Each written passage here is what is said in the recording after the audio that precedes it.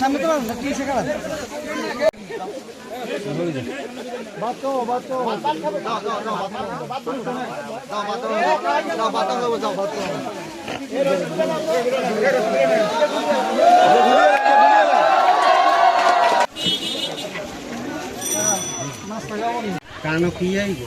বাড়ি গো লক্ষ্মীপুরের লগে নোয়াখালী কোন জায়গায়? এনে কি লইছো কার লগে? বাবার নাম জানোস না?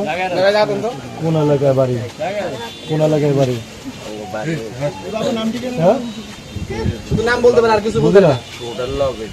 রোডের লগে এনে তাগস কো এইভাবে ঘোরাঘুরি তো তাগস। এখন কি করবি? কারোর সাথে যাবি নাকি নিজে যাইতে পারবি? এনে কই থাকবি? এনে কার বাড়ি থাকবি? হ্যাঁ কোথায় গো? এই কুলে ঘোরাঘুরি করস তো গাছে উঠতে কইছে কি?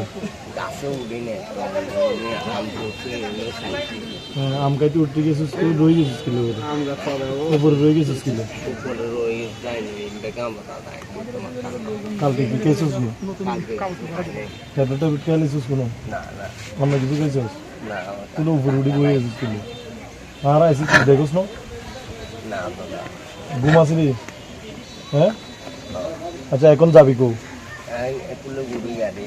10:30টার দিকে দোকানে আসার পরে শুনলাম নাকি আমাদের চাটখিল এবং লক্ষ্মীপুরের বর্ডার এটপুকুরকে বাজারের পাশে এখানে গাছের উপরে একটি লাশ ঝুলন্ত অবস্থা আছে, প্রথম যেটা শুনি।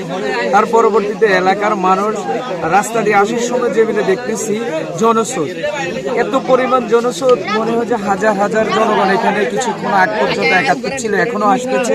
আসার পরে আমরা এই পর্যন্ত যেটা দেখলাম তার মুখটা দেখা যাচ্ছে না, মুখটা ঢাকা একটা কাপড় দিয়ে। কিন্তু সেই কোন এলাকার বা কি আসে বিষয় তার এখনো কোনো সঠিক তথ্য আমরা পাইনি। কিন্তু আমরা আসার পরে যেটা দেখলাম উনি মনে হয় জীবিত আছে, হাত পা মাঝে মধ্যে লাড়ায়। তো এই অবস্থায় প্রশাসনের লোকজন আসছে। আমাদের ব্যবস্থা হচ্ছে উনি যেহেতু জীবিত আছে, আমাদের মনে হচ্ছে যেহেতু হাত পা নাড়াচাড়া করতেছে, সেজন্য আমরা ফায়ার সার্ভিসের সহায়তা চেয়েছি। ফায়ার সার্ভিস আসলে আমরা ওনাকে গাছের উপর থেকে নামানোর পর পরবর্তীতে আইনগত ব্যবস্থা নেওয়া না। ওনার এখনো মুখ ঢাকা অবস্থা, একটা কালো কাপড় দিয়ে মুখ ঢাকা অবস্থা আছে, যার ফলে কেউ নিশ্চিত করে বলতে পারতেছে না যে উনি কে। তবে মনে হচ্ছে উনি একজন উন্মাদ ব্যক্তি, মানসিকভাবে অসুস্থ হইতে পারে।